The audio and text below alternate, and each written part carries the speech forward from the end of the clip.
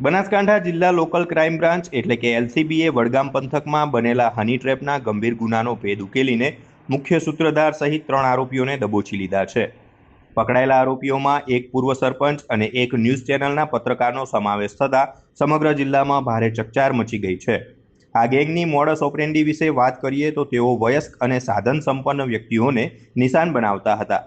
વડગામ પંથકના એક વયસ્ક વ્યક્તિનો મોબાઈલ નંબર મેળવીને ગેંગની મહિલા આરોપીએ તેમને પ્રેમજાળમાં ફસાવ્યા અને છાપી નજીક એકાંત સ્થળે મળવા બોલાવ્યા હતા. ફરિયાદી જેવા ત્યાં પહોંચ્યા કે તરત જ અગાઉથી ગોઠવાયેલા પ્લાન મુજબ અન્ય આરોપીઓ ત્યાં ધસી આવ્યા હતા અને પોતે એલસીબીના અધિકારીઓ હોવાની ખોટી ઓળખ આપી હતી.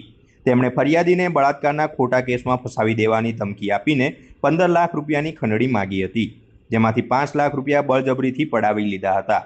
આ અંગે વડગામ પોલીસ મથકે ગુનો નોંધાતા જ એલસીબીની ટીમે હ્યુમન સોર્સ અને ટેકનિકલ સર્વેલન્સના આધારે મુખ્ય સૂત્રધાર વલીખાન પઠાણ, સરીપડા ગામના પૂર્વ સરપંચ જયતીભાઈ કોયટિયા અને પત્રકાર તરીકે કામ કરતા ઝુલ્ફિકાર મકરાણીને ઝડપી પાડ્યા છે.